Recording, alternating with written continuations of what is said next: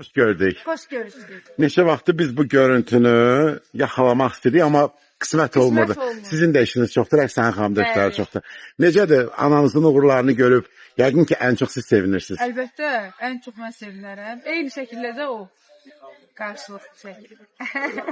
Gəl birini etiraf edək ki, Rəqsan xanımın elə bir Moskvadan qayıdışından sonra bu show biznesdə gündəmdə olan çox müğənnilər elə bir kənara çəkildilər.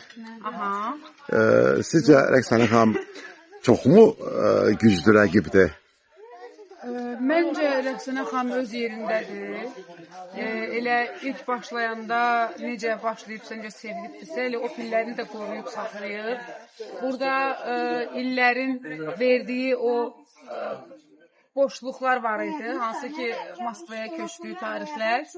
O boşluqlarda belə yeri dolmamışdı, qayıtdı yenə öz yerində qaldı. Bu da hər müğənniyə qismət olur. Və bugün də Aysun xanımın uğurlarına ən çox sevinən Rəqsanə xanımdır. Əlbəttə.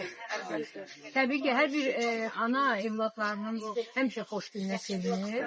Bir də əsas olaraq Evlad Aysun üzərində çox çalışır və mən çox xoşbəxtəm ki, Aysun kimi evladım var. Mən həmişə deyirəm ki, bütün valideynlərə Aysun kimi evlad arzulayıram. Nə baxımından, ananın, atanın, bacının, nənənin, hər bir insanın yerini öz ayrı-ayrılığında bilir. Və onun o diqqəti, qayğısı, əziyyəti, nə bilim, çox fərqlidir. Qız olsa da 1000 dənə oğula dəyər. Bəli, Allah həmişə sizi var eləsin. Hər zaman xoş günlərinizə yığışaq. İnşallah. Çox istəyirsiniz. Teşekkür ederiz. Bu arada mənim ilk müsahibəm də, mənim səhvlərimsə 12 yaşım var idi, yoxsa 14 yaşım var idi. Şahinlə olub, bütün medianı partlatmışdı Şahin ki, Aysun İsmailova Kübar Lady'yə döndü. Yadımdadır. Yadımdadır. Şahin işini bilmiyor. Şahin kocaman jurnalistlər. Əsli o da oradan o indi jurnalist deyəndə bir balaca başqa olub. Səhər Instagramda sayfasan elə bir jurnalist olur. Amma əsl jurnalistlər, əsas jurnalistlər elə sizin vaxtınızdan qalanlardır. Nə xoş ki, dostluğumuz o vaxtdan bura devam edir. Maşallah, maşallah. Həmişə xoş günlərdə görüşək və bu gecənin də aparıcısı Vüsal Nəsib.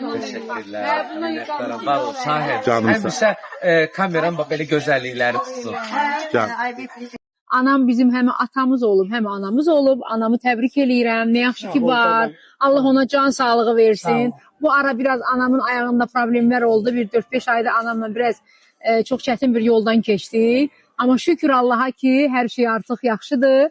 Mən anamı çox istəyirəm. Allah onsuz bizim bir günümüz eləməsin. Hərdən dalaşır bizlə bir eləyir. Amma yenə də o bizim başımızın tacıdır. Mamamsız bir günüm olmasın. O mənim hər şeyimdir. Onu çox istəyirəm. Allah mənim başım üstündən onları əski eləməsin. Bugünkü tədbirə görə də, bugünkü yığıncağa görə də Rəqsaniyə minnətdarım.